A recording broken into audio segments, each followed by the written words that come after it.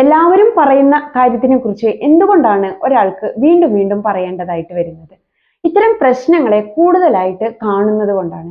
ഇപ്പൊ കുട്ടികളുമായിട്ട് ബന്ധപ്പെട്ടിട്ടുള്ള അവരുടെ പഠന പ്രശ്നങ്ങളായാലും സ്വഭാവത്തിന്റെ എന്തെങ്കിലും ദൂഷ്യങ്ങളായാലും ആദ്യമേ അറിയാം അവരുടെ പാരന്റ്സ്, എസ്പെഷ്യലി അമ്മമാരായിരിക്കും അല്ലെ. അപ്പൊ അവര് തുടക്കത്തിലെ തന്നെ എന്താ പറയാ, ഇപ്പൊ പഠനവുമായിട്ട് ബന്ധപ്പെട്ടിട്ടുള്ള ഒരു പ്രശ്നമാണെങ്കിൽ കുറച്ച് കഴിയട്ടെ, സമയമാകുമ്പോൾ പഠിച്ചോളും. ഇപ്പൊ കുട്ടികളെ ആയതുകൊണ്ടായിരിക്കും, അതല്ലെങ്കിൽ ഇവന്റെ അമ്മാവൻ എങ്ങനെയായിരുന്നു, അല്ലെങ്കിൽ ചെറിയച്ഛൻ എങ്ങനെയായിരുന്നു, അപ്പൊ അതുപോലെ ആയിരിക്കും, കുറച്ച് കഴിയുമ്പോൾ ശരിയായിക്കോളും എന്ന രീതിയിൽ വിട്ടുകൊടുക്കാറാണ് പതിവ്. ഒരു പക്ഷേ പാരന്റിന് ഇത് തിരിച്ചറിയാനുള്ള ഒരു ബുദ്ധിമുട്ടായിരിക്കും. അതായത് ഇതൊരു ഇഷ്യൂ ആണ് എന്നവർ തിരിച്ചറിയാത്തത് കൊണ്ടായിരിക്കും.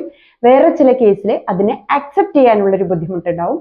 പിന്നെ ചിലപ്പോഴെങ്കിലും പാരന്റിന് കുട്ടിയോടൊപ്പം സമയം ചെലവഴിക്കാൻ പറ്റാതെ വരികയും ഇതിന് വേണ്ടുന്ന റെമഡി എടുക്കാനായിട്ടുള്ള അത്രയും സമയം സ്പെൻഡ് ചെയ്യാൻ പറ്റാതെ വരികയൊക്കെ ചെയ്യുമ്പോൾ അതിനെ അങ്ങ് കണ്ണടച്ചു വിടാറും പതിവുണ്ട്.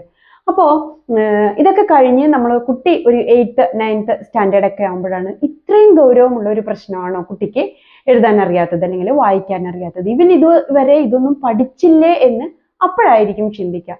നമ്മുടെ ഒരു പരിധി വിട്ടിട്ടുണ്ടാവും അപ്പോൾ ഈ ഒരു തിരിച്ചു വരാനുള്ള ഒരു സാധ്യതയ്ക്ക്. അതുകൊണ്ട് എന്തെങ്കിലും തരത്തിലുള്ള ഇഷ്യൂസ് ഒക്കെ കുട്ടികൾക്ക് നേരത്തെ തന്നെ നിങ്ങൾ കാണുകയാണെങ്കിൽ എളുപ്പം തന്നെ അതിന് വേണ്ടുന്ന ആളുകളെ കണ്ട് കൃത്യമായിട്ടുള്ള റെമഡീസ് എടുക്കാനായിട്ട് മടിക്കാതിരിക്കുക.